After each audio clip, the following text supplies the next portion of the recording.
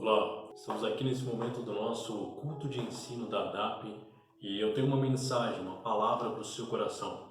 Nós estamos estudando sobre as 7 igrejas do Apocalipse, estamos agora na igreja de Filadélfia e eu tenho uma mensagem que eu tenho certeza que vai impactar o seu coração.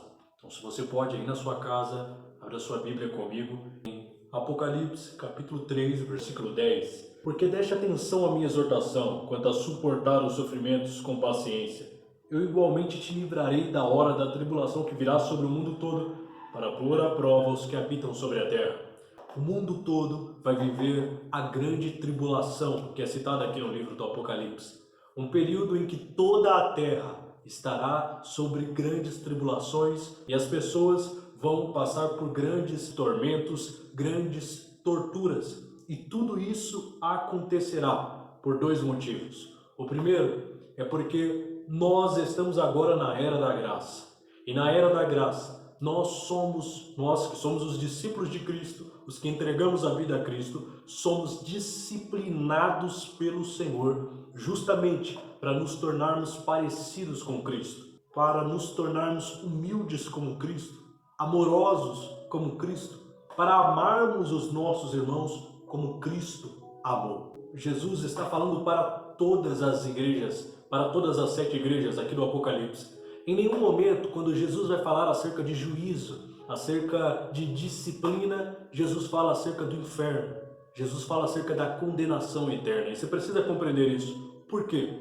Porque no reino de Deus, quando formos salvos, vai existir 2 tipos de pessoas. Primeiro, aquelas pessoas que foram disciplinadas pelo Senhor, que foram transformadas, que tiveram seu entendimento renovado e que se tornaram parecidas com Cristo. Essas são as pessoas que vão reinar com o Senhor. Mas vai existir os outros crentes, que são os crentes que não foram disciplinados. São os crentes que não conseguiram ser aprovados por Deus mediante as provações. E esses vão participar do período da grande tribulação. No período da grande tribulação, lá no livro de Daniel, nós vamos ver uma grande revelação que Deus deu a Daniel, que existirão até mesmo mestres, até mesmo pessoas que conhecem muito bem as Escrituras, mas porque não conseguiram viver as Escrituras, participarão do período da grande tribulação. Serão ali açoitados, serão ali perseguidos e vão ter que tomar a decisão se eles vão escolher sofrer, mas permanecer confessando a Cristo como seu Salvador, ou se eles vão renunciar à fé em Cristo e adorar a besta, adorar ao anticristo. Você precisa compreender essa palavra. Todas as disciplinas que Deus permite na sua vida, todas as provações, as perseguições que Deus permite você passar, é simplesmente para que você se torne mais parecido com Cristo. O objetivo de todas as nossas provações é nos tornarmos mais parecidos com Cristo. E é por isso que no versículo 10, aqui, Jesus fala para a igreja de Filadélfia, nessa revelação ao apóstolo João, que porque vocês guardaram a palavra da perseverança, eu os livrarei da grande tribulação. O que vai fazer com que nós não fiquemos para participar da grande tribulação que vai assolar toda a terra é justamente a nossa obediência agora. Se nós, nesse momento em que nós estamos vivendo, recebermos as provações que Deus nos dá com humildade, com submissão, nos rendendo, reconhecendo as nossas falhas, reconhecendo as áreas que precisamos ser mais obedientes a Deus, que precisamos ser mais humildes, que precisamos ser mais amorosos, nós seremos poupados da grande tribulação que há de vir sobre todo o mundo. Mas o que você precisa compreender é isso. Toda disciplina é amor. Olha só o que diz aqui no versículo 19 do capítulo 3. Isso para a carta de Laodiceia. Eu repreendo e corrijo a todos quantos amo. Sê, pois, diligente e arrepende-se. Todas as provações, todas as disciplinas que Deus permite na sua vida, é simplesmente Ele dizendo, eu te amo. É simplesmente Ele dizendo, eu te amo tanto que eu não vou te deixar se perder. Eu te amo tanto que eu não vou abandonar você para os seus próprios desejos, para as próprias influências do pecado, influências do espírito do anticristo, do espírito da besta, do espírito da mentira que rege essa humanidade. Eu te amo tanto que eu te disciplino, que eu te provo para poder te trazer para mais perto de mim, para poder te ensinar a ser mais parecido com Cristo, para poder te ensinar a confiar em mim, a depender de mim e receber da minha provisão, da minha proteção e da minha direção. Jesus não falou que nós não passaríamos por momentos difíceis, ele falou que nós passaríamos por momentos de aflições, mas que ele venceu e que nós também venceremos. Aquilo que nós precisamos entender é que Jesus não precisa de uma noiva fraca, de uma noiva doente, de uma noiva raquítica. Jesus precisa de uma igreja forte, de uma igreja madura, de uma igreja consistente, de uma igreja perseverante, uma igreja que prefere o pouco com Cristo do que o muito sem Cristo. Não estou falando para você que com Cristo Deus não pode te dar muito, Ele pode, Ele deseja isso, mas o que eu estou falando é que Deus primeiro, Ele prepara o nosso coração para honrarmos Ele, para sermos fiéis no pouco, para que Deus possa nos fazer progredir. O que nós precisamos compreender é que Deus quer de nós um coração inteiro, com o caráter de Cristo, com a vida de Cristo habitando dentro de nós. E isso acontece por intermédio das provações. Na prateleira do supermercado, o que é mais valioso? A azeitona ou o azeite? Com certeza é o azeite. E sabe por que o azeite é mais valioso? Porque o azeite é o resultado de uma azeitona que foi esmagada. Eu estou querendo dizer para você que essas provações, eu estou querendo te falar, que as provações que Deus permite na sua vida é simplesmente para que o melhor de você seja extraído. É simplesmente para que a vida de Cristo, que começou a habitar em você quando você entregou sua vida a Cristo, venha a ser exalada. Existem sementes que Deus semeou dentro de você. Existem verdades, existem riquezas eternas que estão dentro de você. E essas riquezas só serão liberadas conforme nós passarmos pelos processos de Deus e começarmos a obedecer a palavra dele, a depender dele, começarmos a andar no Espírito e não na carne. Presta bem atenção, o objetivo das tribulações é a nossa purificação e não a nossa condenação. Muitos falam, por exemplo, nossa, aquela pessoa está passando por uma provação, com certeza fez alguma coisa de errado. É justamente o contrário. Presta bem atenção, é justamente o contrário. A provação mostra o amor, a provação comprova que a disciplina do Senhor ainda está ali. Olha como funciona. Uma árvore que não dá fruto, ele não prova, ele também não poda, ele corta. Mas uma árvore que dá fruto, ele poda ela para que ela possa dar mais frutos ainda, para que ela possa crescer de forma harmoniosa, para que ela possa crescer de uma forma que os frutos que venham saudáveis, venham de forma que traga bênção e não maldição.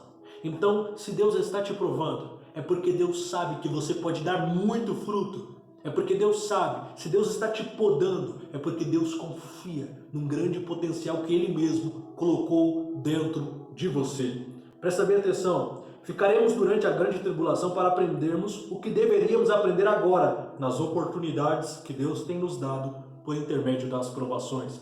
Os cristãos que ficarem para a grande tribulação, eles ficarão para ter que aprender o que deveríamos ter aprendido agora com as provações que nós passamos atualmente. Por isso, o melhor de Deus para você é justamente as provações.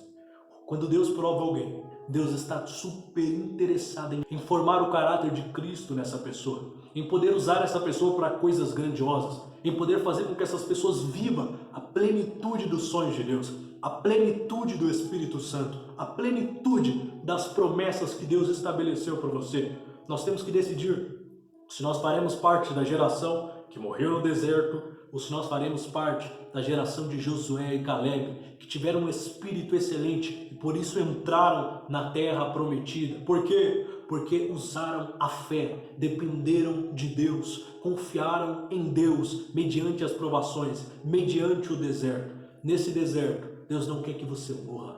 Deus quer que você seja aprovado por Ele. Deus quer que o seu caráter seja aprovado por Ele. Deus quer que você aprenda a confiar, a depender nele, a ter a total consciência de que aquele que te sustentou lá atrás vai continuar te sustentando. Então, guardar a palavra da perseverança, como a igreja de Filadélfia guardou, é estar totalmente consciente de que Deus nos ama. É ter a consciência de que o momento em que estamos sendo podados por Deus diz respeito ao momento em que Deus fará com que frutos extraordinários possam ser gerados a partir da nossa vida. A aprovação é como um processo de refinação do ouro, possui o objetivo de retirar as impurezas e supervalorizar aquela substância. O ouro lá com a lama ninguém compra, está compreendendo ou não? Se comprar é por um valor muito baixo, mas o ouro que foi refinado, ele tem um super valor. Você é esse ouro que Deus está refinando através de todas as situações da sua vida. O que nós precisamos é nos submeter aos processos de Deus, nos submeter à disciplina do Senhor e compreender aonde nós estamos errando, compreender que nós precisamos declarar palavras de fé, compreender que nós precisamos amar, que nós precisamos ser humildes, que nós precisamos voltar a queimar o nosso coração por Cristo. Queimar. Em Tiago 1, no versículo 6 e 7 e 8, fala a respeito da inconstância e diz que tais homens não receberão do Senhor coisa alguma. Compreenda bem, você precisa entender isso. Não tem como Deus nos dar coisa alguma se nós formos inconstantes na nossa fé. E por quê? Não significa que você não vai errar. Não significa que você não vai falhar, mas o que significa é que você não vai mais desistir. O que significa é que você não vai mais retroceder, que você não vai mais voltar para trás. Depois você leia lá, Tiago capítulo 1, 6, 7 e 8. Você vai compreender essa questão. Entenda bem. Imagina que uma pessoa, uma mulher está orando por um casamento. E aí Deus responde, Deus dá esse casamento para ela, ela se casa. Só que quando vem as dificuldades, ela pula fora, ela desanima, ela não acredita que a bênção de Deus pode vir. Ela não acredita que Deus pode dar sabedoria, que Deus pode ajudá-los, e ela pula fora. Compreende que isso faz com que Deus não possa dar algumas coisas para nós, porque quando os ventos vierem, nós vamos pular fora, nós vamos desistir de tudo. Então é por isso que Deus permite algumas provações na nossa vida para gerar em nós esta perseverança, esta consistência que vai fazer com que nós possamos chegar aonde Deus quer que nós cheguemos, que nós possamos conquistar a terra prometida, alcançar a plenitude do sonho de Deus, as promessas de Deus, sem sermos totalmente destruídos pelos ventos que estão lá. A palavra da perseverança fala a respeito de nós cumprirmos os princípios de Deus, mesmo em situações de desconforto. Nos desconfortos, na crise financeira, não significa que nós devemos parar de dizimar, de ofertar, não significa que nós devemos parar de ser generosos com as pessoas ao nosso redor. A palavra de Deus diz: o generoso prosperará. Aquele que dá alívio aos outros, alívio receberá. Às vezes, o fruto que nós não esperamos, que nós não estamos recebendo, tem total relação com a semente que nós não estamos liberando. As suas sementes, as sementes que faltaram no nosso passado, diz respeito aos frutos que estão faltando no nosso presente. Compreenda isso. E a palavra da perseverança é para nos ensinar a passar pelos momentos difíceis, porém, fazendo a vontade de Deus. Passar pelos momentos difíceis, porém, fazendo aquilo que Deus nos chamou para fazer. Porém, cumprindo os princípios de Deus mediante ao desconforto. E você tem essa oportunidade todos os dias. Todos os dias você tem a oportunidade de enfrentar as adversidades da sua vida com fé, com gratidão, com amor, com sabedoria, dependendo de Deus, dependendo do Espírito Santo, falando do Espírito Santo, me dá a graça que eu preciso para lidar com isso, não indo agir na força do seu braço, com as suas estratégias, com a sua mentalidade, às vezes guiados por engano, mas sim sendo guiados pela humildade, pelo amor, pela palavra de Deus, que é o que rege todas as áreas da nossa vida. O motivo pelo qual a inconstância fecha os céus é porque ela nos impede de cultivar com excelência aquilo que recebemos de Deus. Entenda bem, tudo que Deus te der precisa ser cultivado. Mas se nós somos inconstantes, tudo aquilo que Deus nos dá, nós não cultivamos bem, perdemos e colocamos a culpa em Deus. Quantas coisas nós poderíamos ter cultivado melhor e hoje estariam melhor? Quantas áreas da nossa vida nós poderíamos ter cultivado melhor lá atrás? Depositado mais fé, depositado mais gratidão, depositado mais amor, depositado mais cuidado, depositado mais sabedoria. E essas áreas hoje estariam rendendo frutos melhor para nós. Então é isso.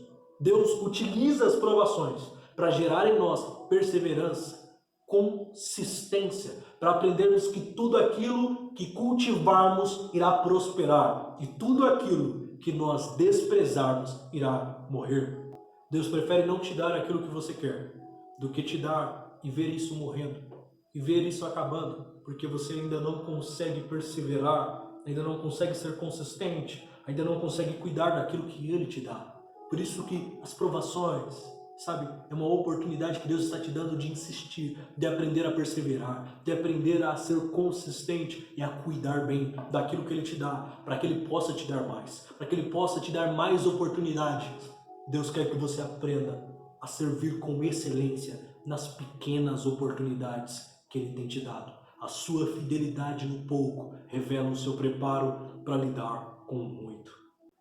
A bênção de Deus não é ilusória como os presentes do diabo. A palavra diz em Provérbios que a bênção de Deus enriquece e não traz consigo dores. Só que os presentes do diabo são ilusórios. O cara prospera na empresa e perde a família. O cara avança em uma área e prejudica a outra. O cara se dá bem financeiramente, mas se dá muito mal espiritualmente, fisicamente, na sua saúde. Mas Deus deseja te abençoar em todas as áreas da sua vida. A sua saúde precisa estar melhor. O seu casamento, os seus filhos, todas as áreas, as suas finanças, todas as suas emoções. Deus quer cuidar de todas as áreas da nossa vida. E nós precisamos apenas cumprir os princípios que Ele tem para nós. Aprendermos a sermos gratos, aprendermos a agirmos com fé, aprendermos a suportarmos as provações com paciência. Isso não é fácil e Deus sabe que iremos falhar, mas o que Ele quer é que nós andemos no caminho que Ele estabeleceu para nós. Significa você saber que talvez você afunde, mas você sabe que quando você afundar, Ele vai te pegar pela mão, Ele vai te sustentar, basta você clamar a Ele. Você saber que quando você falhar, Ele vai te perdoar, vai te levantar novamente e vai te dar a sabedoria que você precisa para caminhar no centro da vontade dEle.